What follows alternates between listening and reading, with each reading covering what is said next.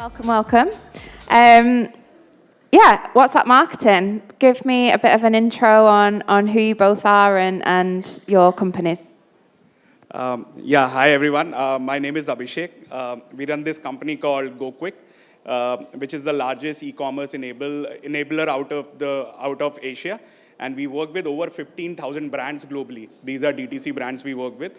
And we brought WhatsApp commerce to the UK exactly a year back. So now we work with a few hundred brands in the UK, where we use the power of WhatsApp to improve revenue realizations on their platform. So this is about me, I just want to tell you that Jennie is one of our partners from Ireland. So she's traveling here from Dublin just to share her experiences. And I can confirm that I have not been paid by Abhishek. These are all solid data, but it's lovely to be here. My name is Jennie, so I'm the CEO and co-founder of a female hormonal health supplement brand called Gigi Supplements. We are a very new brand. We're coming up on our second birthday, but we took on GoKwik after I had a great chat with Abhishek in Dublin back in May. I'm sure we'll get into all the nitty-gritty of it, but I'm excited to talk about it. And so you've reached $1 million in revenue within 18 months, which is really impressive. Like, where does WhatsApp fit into that growth journey?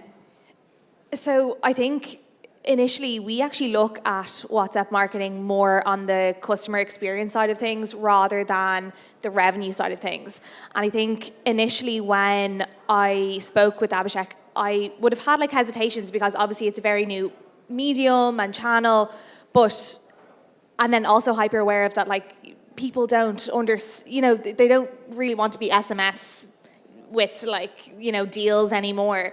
So I was kind of thinking, how does this fit in? But then when I saw how beautifully branded you can get the WhatsApp to look, it's just so on brand and so aligns with everything that we love to put forward to our customer at Gigi.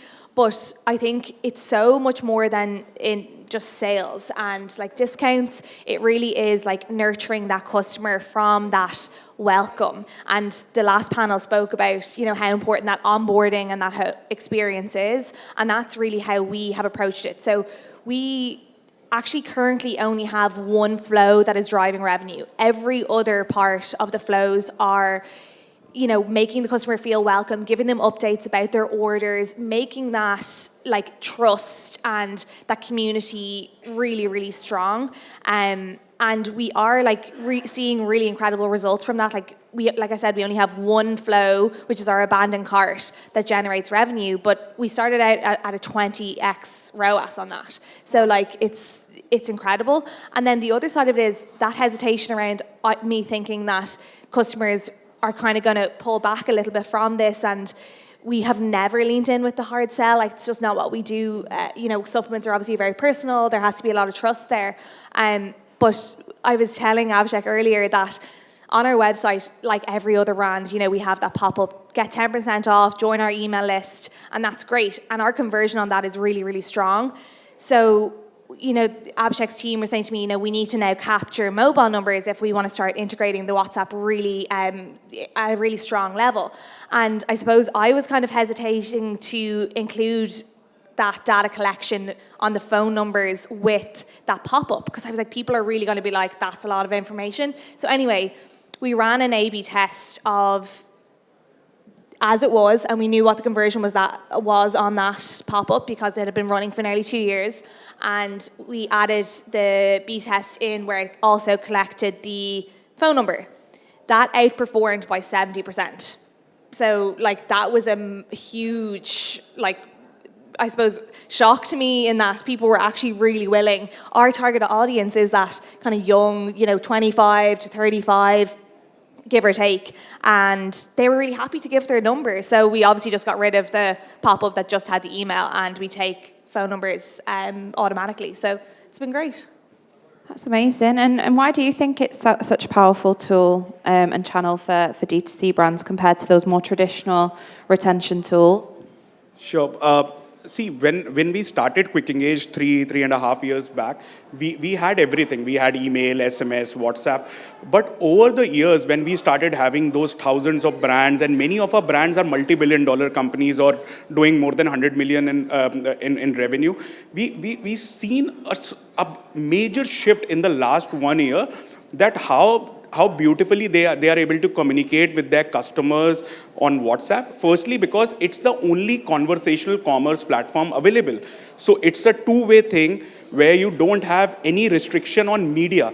Whether you send an image, you send a video, whether your text has emojis, all right. So there is no restriction. Plus, there are CTA buttons which can pull automatically, pull automatic inventories from Shopify backend. I'll give you an example. If let's say I launch this this jacket online, and when a customer get a message, hey, this new line of jackets are launched, the CTA buttons can be, hey, do you have more colors? When you click on that button, it will pull more colors from the Shopify backend. Or let's say what goes well with it. So a tie or a trouser which goes well with it can automatically is pulled there. So it is no longer just a channel of communication, but slowly and steadily it's becoming a platform, a parallel platform where you can track your revenue. In fact, in the Asian market, with largest of the largest brand, 8 to 10% of their revenues have moved on WhatsApp commerce, because there you can even complete a transaction on WhatsApp. I think soon it will come to the UK market also, because first those new features gets launched in the Asian market, then slowly and steadily it comes to UK. But maybe in few months you will be able to complete the entire order on WhatsApp itself. Yeah. That's amazing. And Jennie, how are you seeing WhatsApp supporting community building as well as conversion? Yeah, I think like back to my earlier point in terms of like I think we have 5 or 6 flows active at the moment, and those flows are really like giving information. And I think going back to like our brand really being rooted in education, and like I'm a nutritional therapist, so that has always been the first port of, you know, brand discovery for people, is us like really educating the customer. So say for example, a post-purchase communication. So 48 hours after somebody receives their order, they get a video via WhatsApp. It's a link. It's actually a link to our Instagram, and it's a powder-based supplement. So it'll show them exactly how to use the product, that they can mix it into smoothies, they can have it in water, they can put some fruit cordial in it, like whatever way they like to enjoy it on a daily basis. So you're reinforcing the FAQs that we always get. So like it has actually reduced the amount of customer service messages that we would get, and like even just messages just out of curiosity, be like, oh, I take this every day, like what time of the day can I take it? We can all automatically kind of answer some of those FAQs in WhatsApp marketing. So it's, I suppose, less marketing and more just like information. So I think that community piece is endless, and we're going to continue to add more and more flows like that really augment the customer experience that isn't anything to do with selling.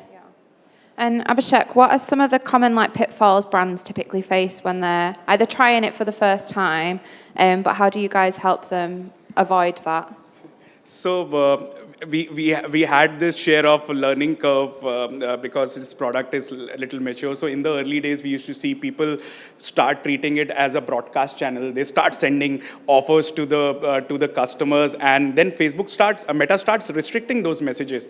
All right. So we've seen that very early in our journey. So when we brought this product to the UK, we knew that these were the 10 problems which everyone will face, and they will make those 10 mistakes. So on day one, we started giving, let's say, a team of 4 or 5 people to every brand in the UK, just to ensure that they don't make those mistakes of treating this as just a broadcast channel. You have to warm up your audience to the idea of getting messages on WhatsApp. So you start with very basic use cases like abandoned cart recovery, order confirmation, order tracking, and interestingly, order tracking is one feature which basically excites me a lot in this part of the world, because I have seen many of our partners talking at various forums that once they started sending the order tracking link on WhatsApp, 50% of their customer support tickets went down, because most of the queries is, where is my product?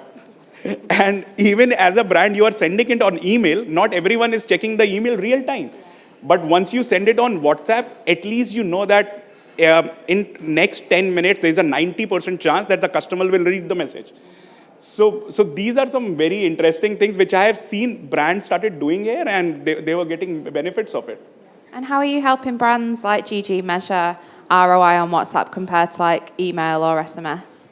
So, see, when we started working with them, apart from, let's say, the regular metrics like what is the current open rates, what are the click-through rates, we were tracking that and we'll continue doing that. But I think our major focus is that what is the ROI we are delivering to her, all right, in real dollar terms or pound terms. So when I was talking to her, we were very, so it was like my first trip to Ireland, and I was telling her, I said, I'll give it as a KPI to my team to ensure that you have, let's say, 10x or a 15x ROI. She's getting much more than that, which I'm now a little scared of, because if I start telling those numbers that, okay, she's getting 70x or 17x or 20, yeah, so it'll make my life difficult. But yes, so we take it on us that it is our responsibility to drive that kind of ROI on our brands. And Jennie, if you could give one piece of advice to other brands about starting on WhatsApp, what would it be? I think like any new channel, like we've seen it with TikTok Shop, and in Ireland, TikTok Shop is still very new, like it's only come in this year. There's a huge first mover advantage. So I see WhatsApp being a huge component of our marketing stack, like all over the UK, for brands all over the UK and into Europe. So you have a first mover advantage by adopting that earlier on and having the learning, seeing what resonates with your customers, seeing how it impacts your customer service and all of those great benefits. And then the other side of it is, I would say, to Abhishek's point earlier, start slow, like just warm up your audience. It doesn't have to be all about selling, like give them real value. And then when you want to run a discount or when you have a new product launch, treat them. Say, here's 48 hours early access. We have, in our case, a new flavor launching, and we thank you so much for being such loyal Gigi girlies that you're getting, you know, early access for 48 hours. And I think that's a really nice customer experience. So they would be my two top tips. Good ones. And Abhishek, lastly, looking ahead, like how are you seeing WhatsApp evolving as part of the wider retention and toolkit for e-commerce brands? Sure. See, firstly, in fact, our major focus area on WhatsApp was that how can we drive more revenue out of your existing users? Because this is not a market which has, let's say, tailwinds of, let's say, VC money flowing into the D2C brand. So most of the brands are bootstrapped. They have spent good amount of time to build a particular brand. So we respect that. We are like, with the same number of customers coming to your platform, how can we ensure repeat sales?